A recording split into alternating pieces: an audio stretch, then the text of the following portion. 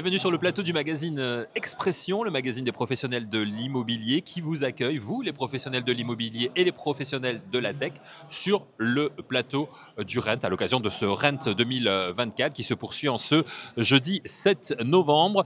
Nous allons parler un petit peu de finance, on l'a pas trop fait depuis 2 jours, c'est l'occasion avec Bruno Rouleau qui nous fait le plaisir d'être avec nous. Bonjour Bruno. Bonjour Eric. Merci d'être là, vous êtes porte-parole du courtier en crédit AFR Financement. Oui. Vous êtes aussi là en tant que délégué général de la Fédération du courtage en crédit, dont on va parler dans un instant.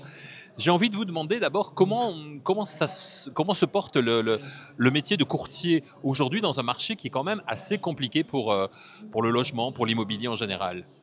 Oui, alors le métier de courtier rejoint le métier de banquier sur le prêt immobilier, c'est-à-dire qu'en l'occurrence, la contraction des opérations et la contraction des conditions d'accès au crédit ont forcément bousculé le marché, moins 42% l'année dernière, donc ça laisse forcément des séquelles. Maintenant, le courtier est plus adaptable et plus agile qu'un banquier, mais l'offre finale est tenue par le banquier. Donc, on a un moment où on a commencé à souffrir, mais là, on a des éclaircies. Le nuage s'estiole un petit peu, donc on est sur de bons espoirs de perspective. Voilà, ces éclaircies, c'est quoi exactement?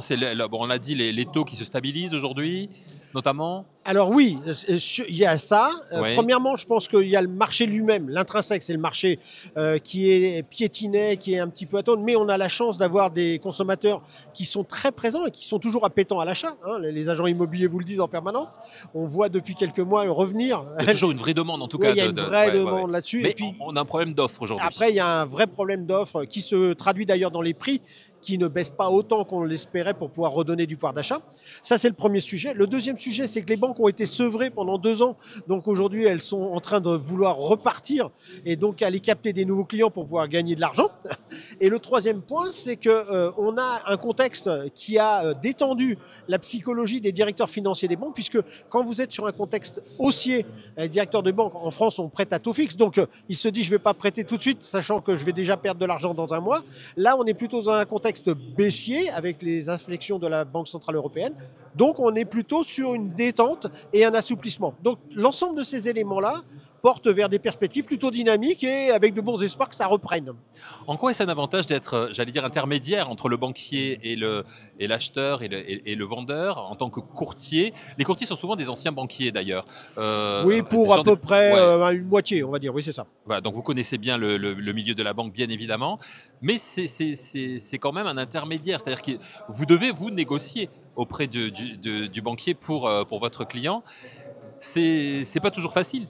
Alors, c'est pas toujours facile et cette notion de négociation est l'origine du métier de courtier. Oui. Par contre, cette négociation, elle a évolué. C'est-à-dire que ce qui était préalablement essentiellement des conditions de taux pour le client sont devenus maintenant un facilitateur. C'est-à-dire que les situations des ménages sont parfois plus complexes, la situation professionnelle est parfois plus complexe et puis le banquier a perdu en disponibilité. Donc, le courtier fait vraiment le préfiltrage, il accompagne, il optimise le montage du financier au-delà de la simple négociation de taux. C'est aussi les garanties, c'est aussi l'assurance et puis c'est la façon de projeter et de présenter le dossier. Le banquier aujourd'hui, il a besoin d'avoir un truc qui soit pré-mâché.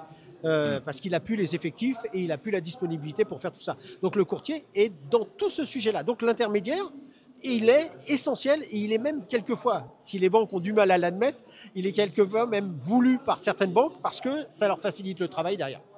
Vous l'avez dit, il y a des lueurs aujourd'hui sur le marché, donc les choses sont en train de s'arranger. Donald Trump vient d'être élu une deuxième fois président des États-Unis. On a vu un premier impact immédiat sur le marché financier, sur la bourse, voilà, qui s'est mise à flamber positivement. Est-ce que c'est une bonne chose justement cette réélection ou au contraire il y a peut-être des risques aussi? Alors, je ne vais pas m'engager sur des philosophies de diplomatie internationale où je ne suis pas forcément le plus compétent. Non, mais vous êtes un expert dans votre domaine. Oui, dans le domaine des taux d'intérêt et du marché financier. Effectivement, c'est plutôt quelque chose qui est rassurant sur les marchés parce qu'il a mis fin à un débat sur le flou qui pouvait exister. Deuxième chose, c'est que l'imprévisibilité des réactions de Donald Trump fait que dans la scène internationale, des belligérants qu'on connaît tous en ce moment un peu partout dans le monde, se pose la question de savoir s'ils ne doivent pas quand même négocier avec lui. Et au-delà de la position des États-Unis, il y a aussi le personnage qui est très très imprévisible et donc on peut s'attendre à tout. Après, sur la partie européenne, et là je reviens sur notre marché, ça va être un peu plus compliqué que pour la situation dans le monde. Parce qu'on sait très bien que l'Europe s'est mis à dos un peu Donald Trump. Oui. Ils n'avaient pas été, ça n'était pas leur poulain, hein, dans tous les cas. Ce qui veut dire qu'on va avoir des taux longs aux États-Unis pour attirer les investisseurs qui vont augmenter. Et donc, par répercussion, la politique de la Banque centrale d'assouplissement sur les taux longs risque d'être légèrement entravée ou gênée par cette politique-là parce qu'il va falloir accommoder. Donc, économiquement parlant, pour l'Europe et la France, ça va être tendu. Socialement, ça peut avoir des conséquences. Et par contre, sur la stabilité mondiale, peut-être un espoir que ça se calme un peu partout. Alors, vous êtes là, je le disais aussi, en tant que délégué général de la Fédération du courtage en crédit, que vous avez, je crois, participé à cofonder également. Oui. C'est un organisme qui est tout récent, hein, cette fédération. Oui, c'est un organisme qui a 2 mois. Ouais. En fait, le but de cette fédération, c'est d'être fédérateur. Ouais. Donc, un peu à l'instar très modestement de ce que peut être la FNAIM au niveau du marché des agents immobiliers et des professionnels de l'immobilier. Donc, au-delà des clivages d'enseignes, de marques, de métiers, c'est d'avoir une représentativité et d'avoir une sorte de lobbying qui se fasse dans l'écosystème immobilier et autres, mais également les pouvoirs publics, et puis la promotion dans les campus universitaires et de traiter des sujets qui ne sont pas toujours très bien traités par les associations professionnelles parce que c'est des sujets qui grattent. Donc on va être le trublion du marché, mais un fédérateur. C'était nécessaire ?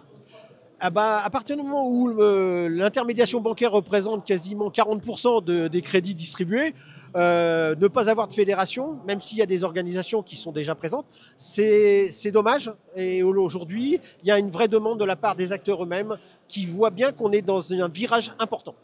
Alors, la mission de cette fédération, ça va être quoi ? Ça va être, vous l'avez dit, d'informer, de rassembler, évidemment, d'abord, oui, dans un premier temps. Voilà. Cultiver, parce que la professionnalisation est importante.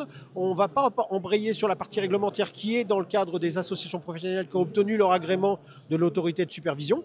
Par contre, tout le sujet du lobbying, de la promotion, et puis de la projection du métier, parce que notre métier suit les évolutions technologiques, on est en plein dans le rent avec l'IA qui est partout, il faut aussi que les courtiers se mettent à la page avec l'open banking, les transmissions des données et les relations avec les autres acteurs du marché.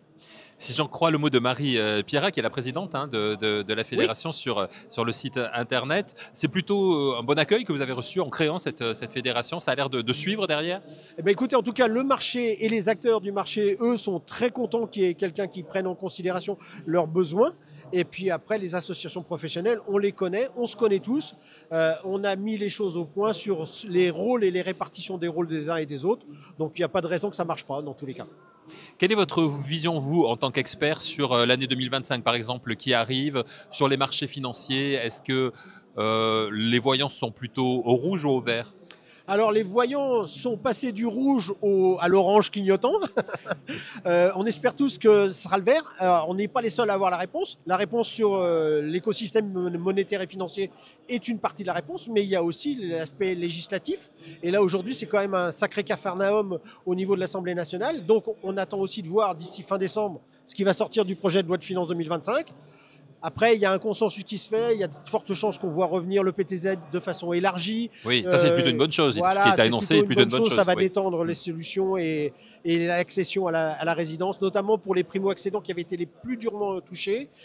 Il reste quand même un poil à gratter, c'est les critères du Haut Conseil de la stabilité financière, le HCSF, où il faudrait qu'enfin la Banque de France se détende pour pouvoir laisser un peu de place à des gens qui ne sont pas insolvables, mais qui ont besoin d'un peu plus que 25 ans pour pouvoir y aller. Merci beaucoup de votre expertise et de votre analyse, cher Bruno Rouleau. C'est un plaisir de vous avoir sur le plateau. Merci Eric, plaisir partagé. À très vite. Bon salon. Merci.